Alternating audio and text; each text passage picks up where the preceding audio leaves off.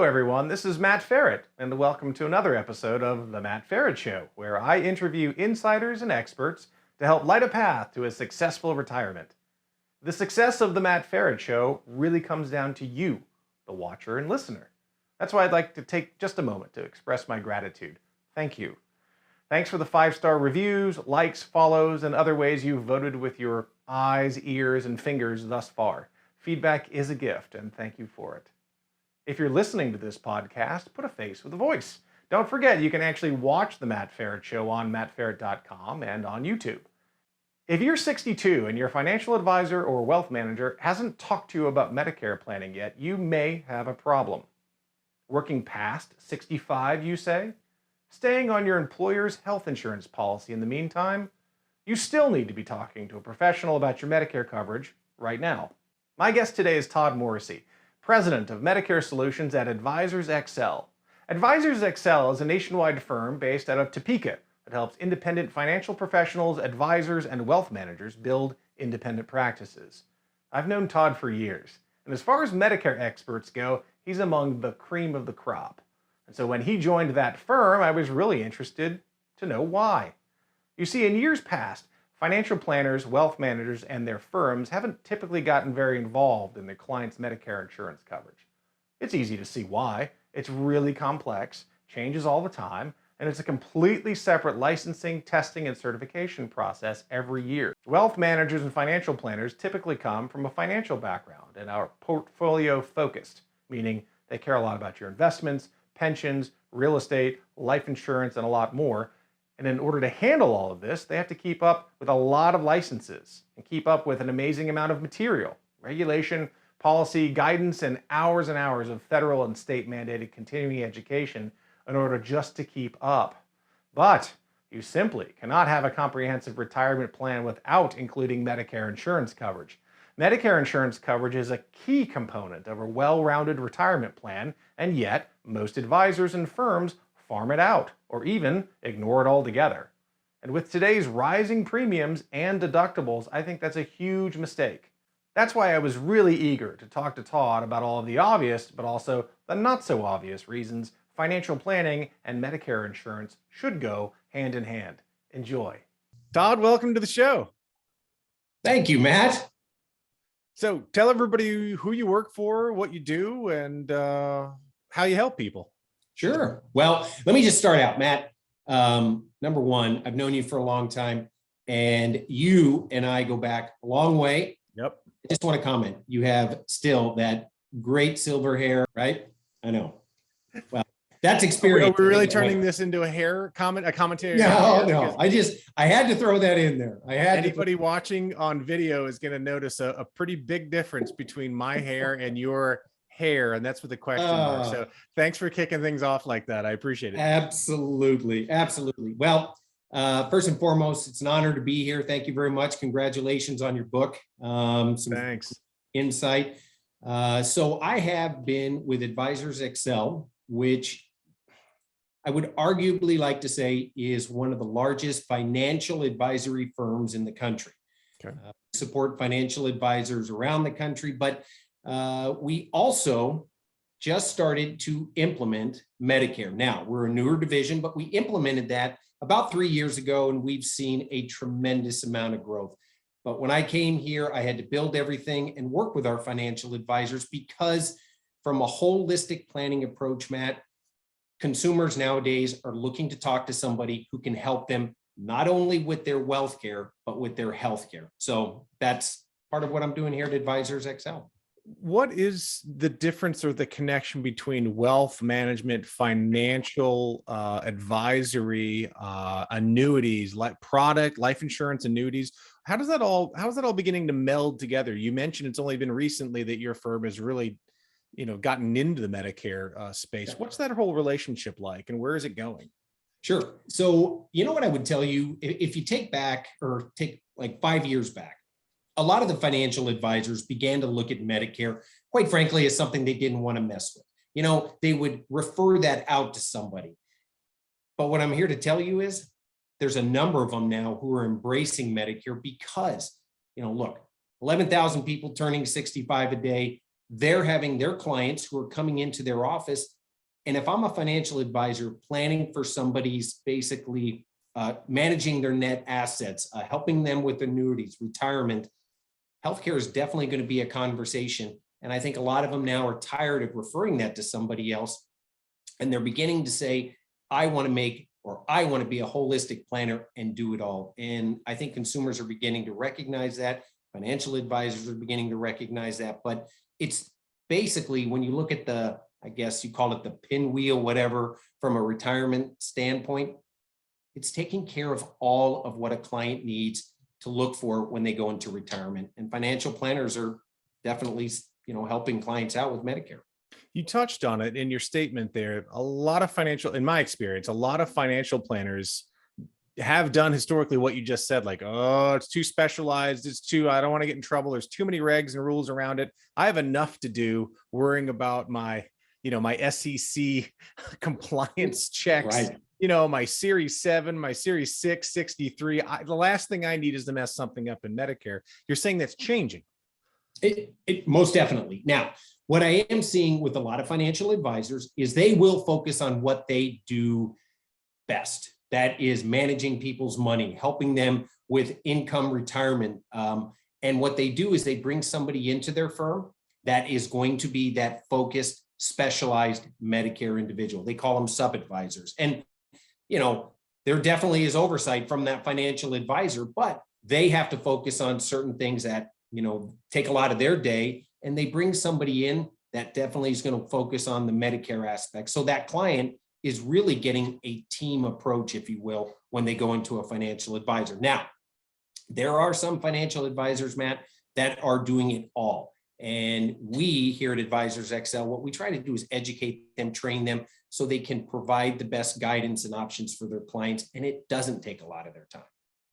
So in your firm, it sounds like you've got wealth management, or you got financial advisors who know enough to be, and I say this tongue in cheek, enough to be dangerous about Medicare and know how important it is as part of financial planning, but then they send it to you.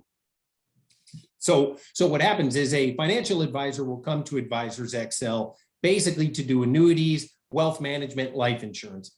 What we have is a team that is our annuity VPs, vice presidents, who are working with them. They talk to them about, have you considered adding Medicare? And to a lot of degree, Matt, a lot of them are saying, I'm already doing it. So that's an easy transition. But for the ones who say, I've been getting asked about this, I need help educating myself, but not only educating myself, but educating my clients. That's when they'll take it over to my team. And what we'll do is we'll handhold them, walk them through educating the advisor so they can help their clients. It's wonderful. What are your clients buying these days? What are the Medicare clients that you see and hear and your team works with? What are they buying?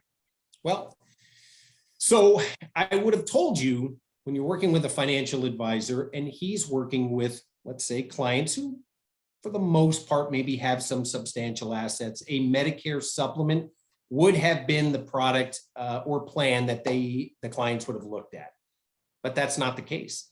Medicare Advantage plans, which we also offer, are definitely becoming attractive to a lot of the Medicare eligibles, not only from, look, my doctor's part of the network, my specialist is part of the network, all of their doctors, hospitals are part of the network, and they look at it and say to themselves, well, if I can save a little bit on the premiums, why not go to them? Now, we have a lot of advisors who do just talk to their clients about MedicareSupplement. But I think from a financial advisor standpoint, they really do ask the questions and try to find out, Matt, from a standpoint of what do we think is going to be the best plan for you? It's not, hey, we're just going to go with one or the other. There's a conversation involved. I point that out, not for shameless self-promotion of the book, but I do point that out in the book. Everybody has asked me for years, and probably you, like, what's the best? Well, that completely depends on how much money you have, where you live, what your risk tolerance is like, what's your preferred model. I mean, I know millionaires that prefer to, put the highest deductible on their car insurance that they can and drive around a 15-year-old car. And I know millionaires that drive $150,000 car and have first dollar coverage. It just depends. And is that still true? Because in my mind, Yeah, in my mind, I feel like, again, very basic kind of assertion. The more money you have, the more money you can or you pay for Medicare supplement because you don't have the big thing in the network. But to your point, maybe that's not right. Well, what I will tell you is some individuals who look at a Medicare Advantage and they see what a max out of pocket is, but they say to themselves, well, but I'm not paying everything, paying a premium every month. I can write that check for the max out of pocket. So they know they have that. And so, but you're right. There are some clients where a financial advisor is talking to them and they say, look, I want to go to the doctor. I want to not have any out of pocket expense. I just want to pay my premium. Well, then a Medicare supplement is something that they would consider. So, you and I've been doing this a long time. The adage of one size does not fit everybody is definitely true in the Medicare space. Any niche products that they're getting into or that they're starting to ask about in it? And for example, I can think of one that's always been around the edges, and that's high F, but you can't buy that anymore unless you're as of 1/1/20, unless you were eligible for Medicare ahead of time. Now it's high G. It's very low premium, but there's a big deductible. So you're kind of getting the best of both worlds, in the sense that you have a high deductible, but then after that deductible, it walks, talks, acts just like a regular Medicare supplement plan. Is that a popular one, or are there any others that are becoming more popular or talked about at least? Great question. And to answer you directly, we are not seeing, at least from our office, we're not seeing a lot of high deductible G. I will tell you, we are seeing a little bit more from the PlanN standpoint. So for your listeners and watchers, PlanG is probably the one that a lot of people are just going to. PlanN is something from a Medicare supplement standpoint. We see a lot of financial advisors talking to their clients about, but one in particular that I will mention, and that is MSAs, Medicare Savings Accounts, or MSAs is the acronym. And what we're seeing are a number of people who are continuing to work past age 65. And they're used to an HSA with their employer coverage. So a MSA to them is basically something they understand. And with an MSA, we are seeing, because it's zero premium and you don't have the networks with, like a MA plan, it's kind of a hybrid, if you will, with a MA and basically a Medicare Advantage. But what people like about that is they're in control of their healthcare. They have, the funds that they need to go to any doctor, any hospital, those kind of things, and they have those assets, and it's a $0 premium. So that's what we're seeing a little bit more in our area. Are you hearing advisors talk about it more, or the people have done all their work on the internet and snooped around and then are asking for it? Like how much of this is talk and how much of our people are really being attracted to the MSA concept, which, by the way, and you can see this, I'll put some notes up on the website about this, but I can explain that all, and I'll put a link on the website in the show notes. But, is this kind of like, what is this, or is this really a viable option at this point, do you think? So here's what I will tell you. It's gaining traction. I would have told you probably 5 years ago, I really didn't hear a lot about MSAs. I mean, I'd heard of them from being in the industry, but from a consumer standpoint, they maybe weren't as prevalent. Now, I think advisors are beginning, because, we try to tell our advisors about all of the options that are out there for a consumer. And like we said, one size doesn't fit all. So we talk about all the different plans that are out there, and some of the financial advisors who maybe have high net worth clients, they find that attractive and they think their clients will find it attractive. And that's what we're seeing more of our advisors talking to some folks. And hey, we're starting to see a few more on the books. Am I going to tell you right now that it's taking off? No, but it's enough right now that I'm starting to go, that's a few more than we saw last year, or that's a few more than we saw the last month. So it is beginning. When you go through what's someone's needs, and it's sales speak or needs analysis, I'm going to find out what you need and then solve your needs. But so beyond that kind of salesmanship, when you meet a client and you are trying to figure this out, what's your order of operations? Are you listening more, or are you recommending? Hey, first order of operations are What prescriptions, what doctors do you have? Or is it really more kind of a holistic, how do you feel about Medicare and your Medicare insurance? And how do you start? Well, I think a lot of the financial advisors, it's a conversation with a client. And I think trying to understand where their knowledge base is, and I will tell you from a lot of what I'm hearing from our financial advisors is there's a big education that they have to do for their clients because it is confusing. Now, one of the things that I tell a lot of the financial advisors is you need to start talking about Medicare well before your client's turning 65. And here's one thing that we see from the financial advisor standpoint that, and this is not a knock on somebody who just does Medicare, Matt, but you've got to plan for this. And what I mean by that is, Matt, have you ever heard of the term IRMAA? Oh, yes, I know her well. It's not a cousin. It's not an old aunt. Nope. It's an income-related monthly adjustment amount. And what so many people don't understand is, if I'm not planning because how the IRMAA is calculated is based on your modified adjusted gross income. So as you're getting to get onto Medicare, you need to plan ahead from a income standpoint. How much is my income? And that's one thing financial advisors do. They'll talk about the tax implications. They'll talk about their income and plan for that. So I think that's one conversation they have at the get-go. But then when somebody does become Medicare eligible, there's, how comfortable are you with a premium?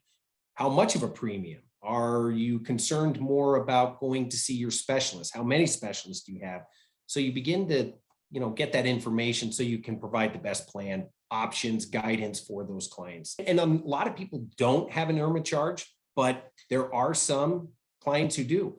And I will tell you this, when they get that notice from Social Security or Medicare that says, hey, this is what your Part B premiums are and your D, sometimes it's sticker shock. And they always say, well, why didn't you tell me about this? That's why financial planners are there to basically help them, guide them, and inform them. IRMAA looks back 2 years. It does. So you're right. When someone turns 65, if they're not working past 65, you really start at 63, which means you really start at 62 or 61, don't you? So when people are thinking about moving or downsizing and selling a home and liquidating assets or moving money around, it's really important to not only begin to think about when do I do this, for my lifestyle, but when do I do this because my Medicare premiums could be higher. Impacted. It's a lot of it's timing, and that's why it's important to be talking to your financial planner about, these are my dreams. These are what my retirement goals are. Here's when I'm planning on retirement. So they can kind of put you on a track so they know, okay, we've got all of these things to consider, all these aspects. Let's look at them and make the best feasible and financially sensed plan for you. When you talk to your financial planners, when do you tell them to start talking about Medicare? What age? I will tell you this, having a conversation to allow your clients to know that when the time comes, this is something we are offering. So, if you have a conversation with your 40-year-old client, it probably won't be the best resonating with them. But, when they start to get into their early 60s, to have that conversation with your client to say, now, remember, we do all holistic planning from your healthcare to your wealth care. So from Medicare. But, as you know, Matt, people start to get bombarded in their mailbox and telephone calls, typically 6 months before they turn 65. We want our advisors to make sure their clients understand that, yes, we can help guide you with those decisions. So they talk to them a little bit ahead of time so they can just disregard when they get those phone calls and all the mailers and stuff. Talk to me about the dance between Social Security, signing up for Medicare, and working.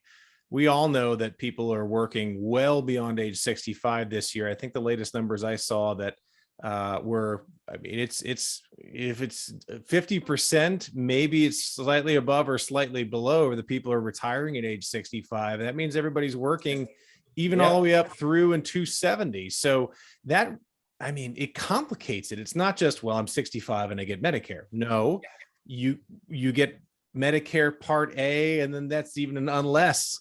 So talk to me about that whole dynamic of, and then you have to actively sign up for Social Security when you do. I mean, what's that whole balance between working after 65, Medicare, and Social Security? Talk about that.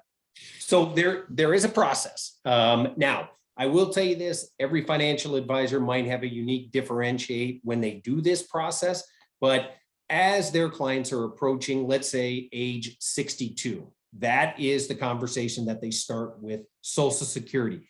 Am I going to take it early? Maybe not. They explained all the positives and negatives regarding taking Social Security early. So let's say they say, no, I'm not going to do that. I'm just going to continue and, go on and continue to work, not take Social Security. Great. So now all of a sudden at 65, and mind you, they're probably still having conversations with them at 63, 64, but now 65 is coming up. And are you going to continue to work? And if that individual says, yes, I am going to continue to work. Okay, well, here are your options. Part A, let's defer Part B because we don't have to take it at that time. But another thing, Matt, I will throw out there, a lot of people, I mentioned the HSAs.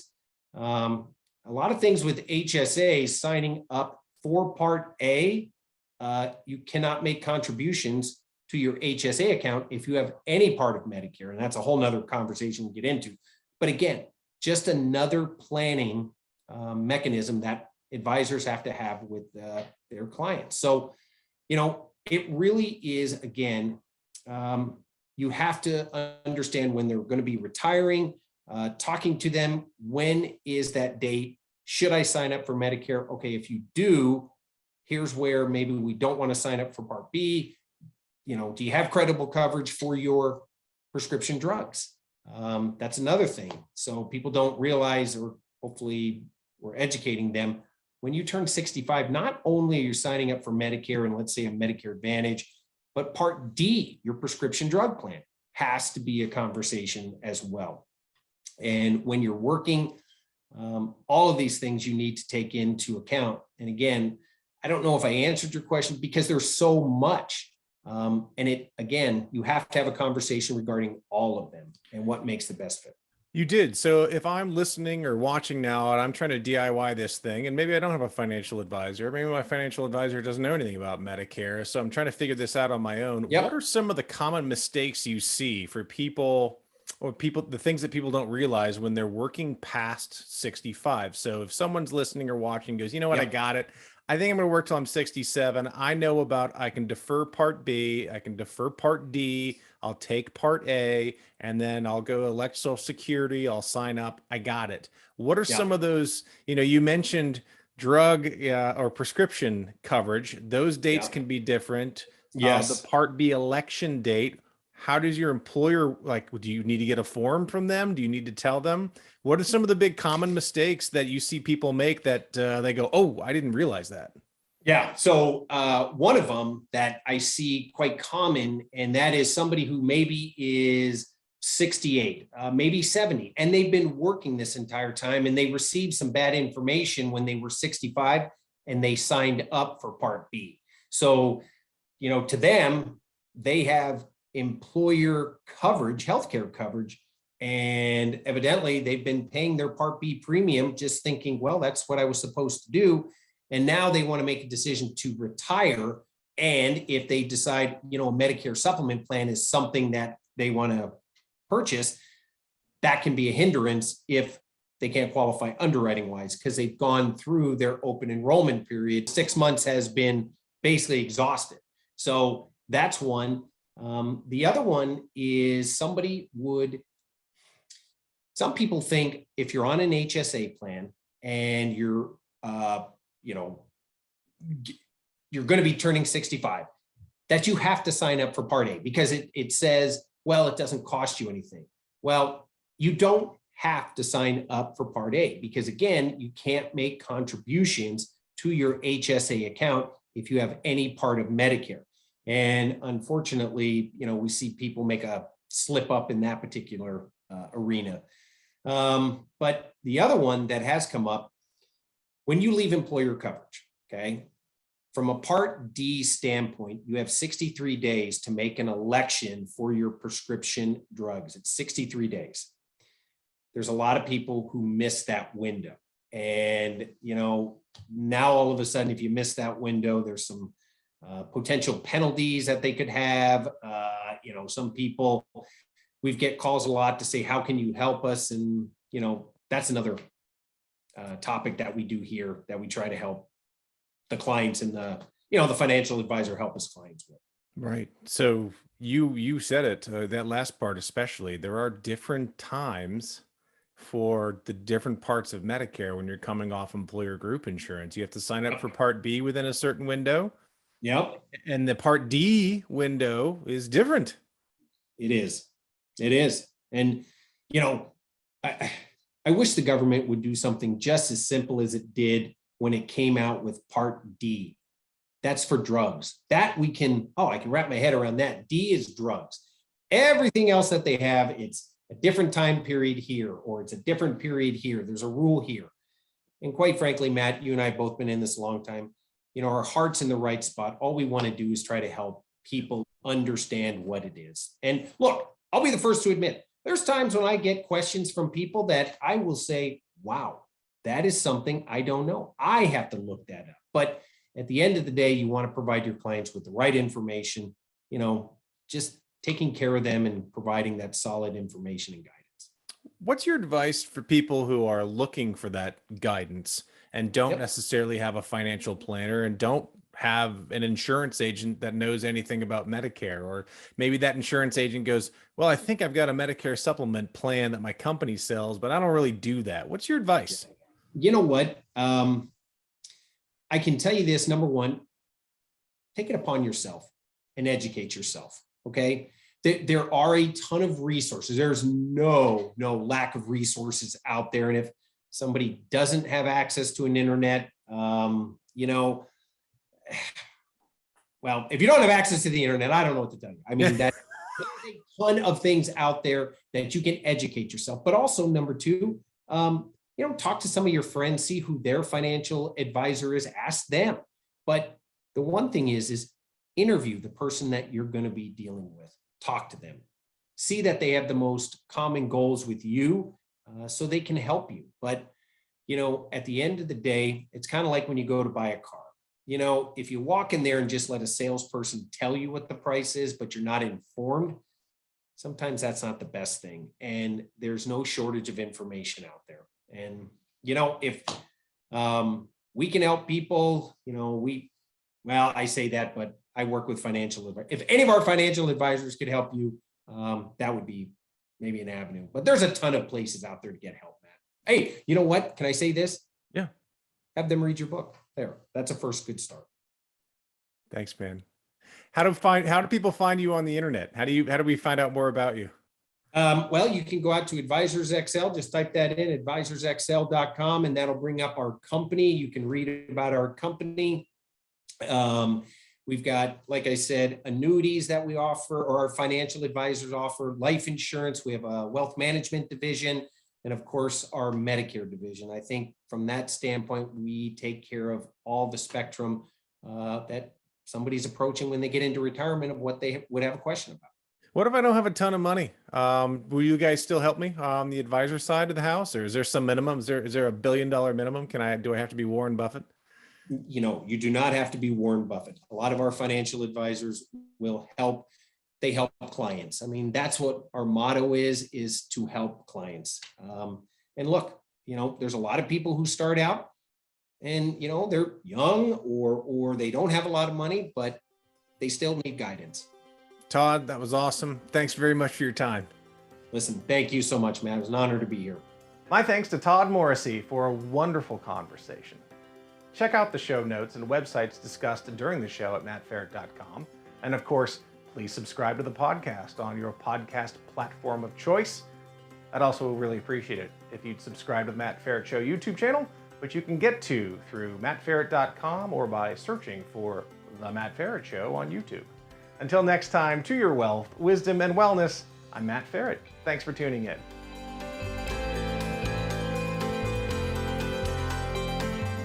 The Matt Feret Show, related content, publications, and MF Media LLC is in no way associated, endorsed, or authorized by any governmental agency, including the Social Security Administration, the Department of Health and Human Services, or the Centers for Medicare and Medicaid Services. The Matt Feret Show is in no way associated with, authorized, approved, endorsed, nor in any way affiliated with any company, trademark names, or other marks mentioned or referenced in or on The Matt Feret Show. Any such mention is for purpose of reference only. Any advice, generalized statistics, or opinions expressed are strictly those of the host and guests of The Matt Feret Show. Although every effort has been made to ensure the contents of The Matt Feret Show and related content are correct and complete, laws and regulations change quickly and often. The ideas and opinions expressed on The Matt Feret Show aren't meant to replace the sage advice of healthcare, insurance, financial planning, accounting, or legal professionals. You are responsible for your financial decisions. It is your sole responsibility to independently evaluate the accuracy, correctness, or completeness of the content, services, and products of, and associated with, The Matt Feret Show, MF Media LLC, and any related content or publications. The thoughts and opinions expressed on The Matt Feret Show are those of the host and The Matt Feret Show guests only, and are not the thoughts and opinions of any current or former employer of the host or guests of The Matt Feret Show, nor is The Matt Feret Show made by, on behalf of, or endorsed or approved by any current or former employer of the host or guests of The Matt Feret Show.